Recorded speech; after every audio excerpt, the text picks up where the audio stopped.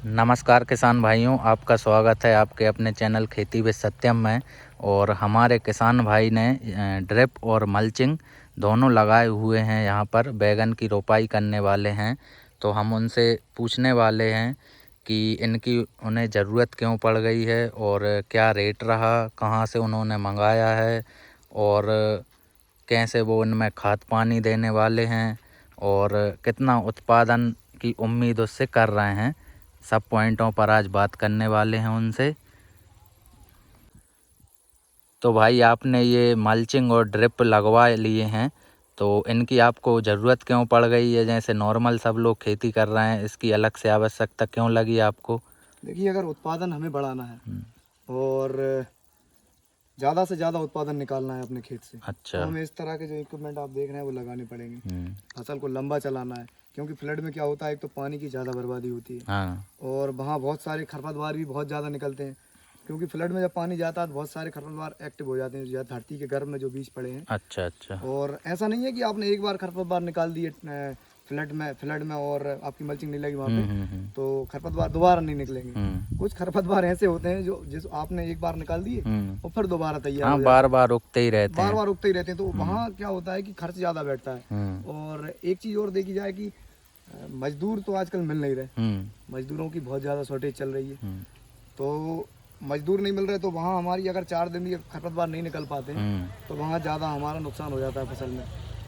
दूसरी चीज़ कि पानी का सदुपयोग हो जाता है यहाँ पे। अच्छा। भाई, फ्लड में तो आप हजारों लीटर पानी बाहर आए, लेकिन ड्रिप में जो है वो बूंद बूंद करके पानी जाता है। हाँ। और ये 4 लीटर प्रति घंटे वाली जो ड्रिप है हमने अच्छा। लगाई हुई है, तो 1-2 घंटे इसको चलाना है, बस 8 लीटर एक पौधे को जा रहा है।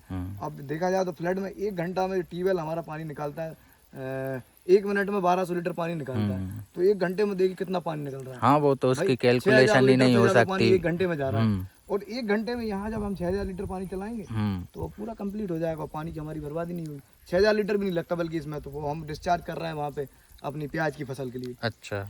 हाँ, दूसरी चीज़ कि ये एक संरक्षित खेती हो गई, इसमें आप प्रॉपर न्यूट्रिशन चला सकते हैं। अच्छा। और अपनी जो फसल है उसको एक समान बढ़ा सकते हैं। आपको जब जो खाद देना है आप तब उसमें वेंचुरी में घोल के चलाइए और आपकी फसल में पूरा खाद चल जाएगा। तो मैन्युअली जो खाद छिड़कने की समस्या रहती है अच्छा। वो खत्म हो जाएगी। वाटर सोल्यूबल खाद आपके खेत में चला जाएगा, आपके पौधे अच्छे से ग्रोथ करेंगे। तो ये सारी चीज़ें होती हैं, उत्पादन तो बढ़ता ही बढ़ता है, क्वालिटी भी इंक्रीज होती है। अच्छा, और जैसे ये जगह बता सकते हैं आप, कितनी जगह होगी लगभग? ये हमने लगाया हुआ है करीब 7-8 बिस्वा जगह होगी। अच्छा। हमारे यहाँ 20 बिस्वे का 1 बीघा होता है, लगभग 22,500 स्क्वायर फीट बनती है। तो ये 8,000 8,500 9,000 करीब स्क्वायर फीट जगह है। अच्छा। तो ये आधे बीघा से भी थोड़ी सी कम है। अच्छा, और इसका खर्चा क्या रहा होगा, ये मल्चिंग और ड्रिप दोनों मिलाकर? ये जो मल्चिंग हमने लगाई हुई है ना, ये मल्चिंग हमारी है, एक तो इस मल्चिंग की बड़ी खासियत है, ये हमने लेजर ड्रिप लगाई है। अच्छा। और जो मल्चिंग लगाई वो 21 माइक्रोन की लगाई है। अच्छा। तो मल्चिंग का जो हमारा खर्च आया है, एक बंडल का 400 मीटर का बंडल आता है, तो 2200 रुपये का उसका खर्च बैठा है। अच्छा। दूसरी चीज़, ये जो ड्रिप लगाई है, तो ड्रिप हमें पड़ी है इतनी, जो 600 मीटर के हमने 3 बंडल मंगाए थे, तो वो भी 2200 रुपये की पड़ी थी कंप्लीट। अच्छा। जो बॉल मॉल आप देख रहे होंगे इसके साथ टोटल ये खर्च। तो ड्रिप और मल्चिंग का ये जो आधे बीघे का जो खर्च है, वो अगर हम देखा जाए तो 2200 की आपकी मल्चिंग हो गई और इसमें एक बंडल हमारा बच गया है। अच्छा। 200 मीटर का। तो आप ऐसे समझ सकते हैं कि 400 मीटर हमारी ड्रिप लगी, 400 मीटर मल्चिंग लगी। तो दोनों का खर्च आप समझ लीजिए, मतलब 4,500 रुपये करीब खर्च बैठा और एक बंडल हमारा बच गया। ठीक है। तो ये इसमें खर्च है। दूसरा कि हमने कोई अतिरिक्त, उनने तो कहा था ड्रिप लगाने वालों ने, जो जेनिफिकेशन कंपनी का, ये ड्रिप टेक कंपनी का लेजर स्प्रे है, तो उन्होंने कहा था कि आपको हम वो वाला एक लपेटा टाइप का पाइप आता है, अच्छा। वो भेज देते हैं, जिससे कि आपको पाइप हम छेद नहीं करने पड़ेंगे। लेकिन हमारे पास ये 10-12 साल से ये जो आप देख रहे हो पीवीसी के पाइप, अच्छा, पुराने हाँ, वाले ये हैं कास्ता जो। के पाइप पड़े हुए थे, ठीक है। क्योंकि अब इनका कोई यूज रह नहीं गया। वो सब काले वाले ये इस तरह के पीवी जो दिख रहे हैं आप, हाँ हाँ, अस्ती पाइप, ये ये चल आ रहे हैं गए आजकल। अब। हाँ, तो अभी इनका यूज तो कुछ रह ही नहीं गया है, ये बेकार हो गए। तो ये अच्छा था कि हमने उस टाइम पे इन्हें बेचे नहीं थे। अच्छा। तो फिर हमने क्या किया, इनमें ही हमने छेद करके इनमें ये एक जुगाड़ बना ली। अच्छा। और इसी से हम ये प्रेशर लूज कर रहे अच्छा, हैं। इसी में सिस्टम फिट कर लिया आपने? हाँ, और आप देख सकते हैं कि हमारा जो 2.5 इंच का पुराना पाइप था, तो वो हमने 2.5 इंची से 2 इंची में इसको कन्वर्ट किया है। अच्छा, इसको बहुत कम प्रेशर की जरूरत पड़ती है। इसमें क्या है, ये 0.2 kg प्रेशर पे भी चल जाता है। अच्छा, 1 kg प्रेशर की भी इसको जरूरत नहीं, 0.2 kg प्रेशर पर ये रिलीज करता है। 4 लीटर पर घंटे के हिसाब से डिस्चार्ज है इसका। तो ये 2.5 इंची का ये पाइप है, इसमें हमने एक 2.5x2 का एक रिड्यूसर लगाया और इसको पिघलाकर हमने यहाँ पे सेट कर दिया। अच्छा, तो ये प्रेशर जो है हमारा कन्वर्ट हो गया। इसका जो एक्स्ट्रा डिस्चार्ज है वो हमने वहीं बनाया हुआ है अपने प्याज के खेत में। अच्छा, तो वो प्याज में पानी चल रहा है उसका, तो उसका भी कोई वेस्ट नहीं है। तो ये ऐसा इसका सेटअप है। ठीक है, और हम आपको ये पूरी धार दिखाएंगे, वहाँ जो धार निकल रही है। ठीक है भैया, कुछ मल्चिंग हमें कम पड़ गई थी, तो वो अब वो धार देखने में भी आ जाएगी। ठीक है, और ये मंगाया कहाँ से आपने, मतलब ट्रांसपोर्टिंग क्या है इसकी? इसका ट्रांसपोर्ट चार्ज था हमारा, दोनों का ट्रांसपोर्ट चार्ज, मल्चिंग और ड्रिप का करीब 150 रुपये के आसपास ट्रांसपोर्ट चार्ज आया था। अच्छा, ये इंदौर से हमने मंगाए थे। अच्छा, सीधा कंपनी से ही आया? सीधे कंपनी से मंगाए थे, क्योंकि कंपनी से मंगाने में एक फायदा दिखता है कि जो ब्रोकर होते हैं नीचे, रिटेलर होते हैं, भाई वो अपना रेट बढ़ा देते हैं। हाँ, सही है, सही बात है, हर आदमी को कमाना पड़ता है तभी तो बेचेगा, कोई समाज सेवा तो चल नहीं रही है। तो इसलिए हमें ये थोड़ा कम पड़ गया। अगर हम मार्केट में खरीदते तो हमें हो सकता है 1000-1500 रुपये ज़्यादा देने होते। ठीक है, तो ये यहाँ थोड़ा सा हमें इसमें बेनिफिट हो गया। ठीक है, और इसको फिट करने का कोई रॉकेट साइंस है नहीं है, वो हमने आपको दिखाई दिया। हाँ, वो तो है। और इसके बाद अगर जैसे अलग से हमें पेड़ों पर दवाई छिड़कने की आवश्यकता होती है या कोई रोग आते हैं, हाँ, तो उनका किस प्रकार से, हाँ, मतलब कैसे ट्रीटमेंट करेंगे? अब दवा का तो ऐसा है कि हमें जो हमारे स्प्रेयर होते हैं, हमें ऊपर जो कैनोपी के ऊपर, जब पौधे के ऊपर जो कैनोपी बनती है, पौधे का झाड़ बनता है, उस पर तो हमें स्प्रेयर से ही स्प्रे करना होगा। हाँ, हाँ, ठीक। लेकिन जो खाद देने का, मैंने जैसे आपको पहले बताया कि हम मैनुअली छिड़कते हैं। अच्छा। कई सारे किसान जब फ्लड में खेती करते हैं तो वो DAP, यूरिया, पोटाश या तमाम तरह के जो माइक्रो न्यूट्रिएंट्स होते हैं वो उन्हें हाथ से ही मैनुअली छिड़कना पड़ता है।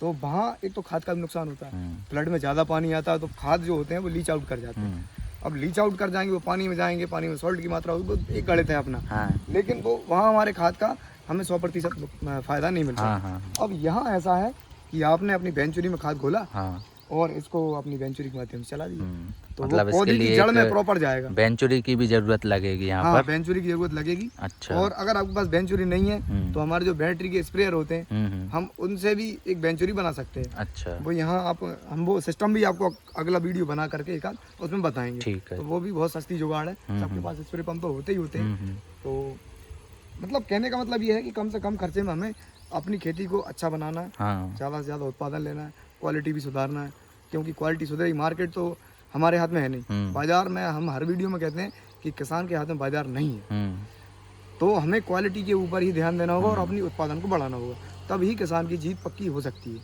ठीक, तभी किसान समृद्ध हो सकता है।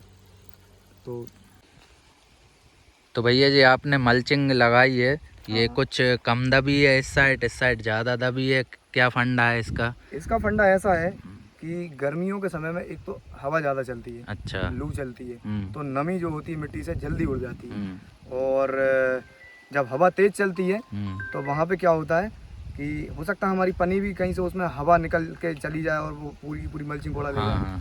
दूसरी चीज़, हमें नमी को भी बनाए रखना है, तो हमने जो एक फावड़ा यहाँ डाला है, अच्छा, तो ये कम दबी हुई है, इसमें से हवा अंदर पार हो जाएगी, देखिए आप, चली जाएगी हवा, तो ये नमी पूरी खत्म कर देगी बहुत जल्दी। अच्छा, ये ज़्यादा दबी हुई है, तो यहाँ आप देख सकते हैं पूरी दबी है, यहाँ से कहीं भी कोई गुंजाइश नहीं हवा जाने की। मतलब दोनों तरह से सिक्योरिटी हो जाएगी कि अपनी नमी भी नहीं उड़ेगी और मल्चिंग भी नहीं उड़ेगी। इससे किसानों को नुकसान नहीं होगा। मैं हर किसान से कहना चाहता हूँ कि जो भी इस टाइम पे मल्चिंग लगा रहे हैं वो मल्चिंग को बहुत अच्छी तरह से दबाएं, जिससे कि प्रॉपर नमी अपने बेड के ऊपर बनी रहे और पौधे को अच्छी ग्रोथ मिलती रहे। ये जो आज का हमारा जो कॉन्सेप्ट है, तो ये हमें बताना था। तो मिलते हैं फिर से अगले वीडियो में। तो जब तक आप हमारे चैनल को सब्सक्राइब कीजिए, और अगर आपके पास और भी कोई अच्छे सुझाव हैं वो हमें ज़रूर कमेंट बॉक्स में कमेंट करके बताइए। वीडियो को लाइक तो ज़रूर ही करिए, क्योंकि अभी तक आप वीडियो देख चुके होंगे। मिलते हैं दोस्तों, जय हिंद। बहुत बहुत धन्यवाद भैया, इतनी अच्छी टेक्नोलॉजी वाली वीडियो लाने के लिए और तरह तरह के एक्सपेरिमेंट करने के लिए बहुत बहुत धन्यवाद।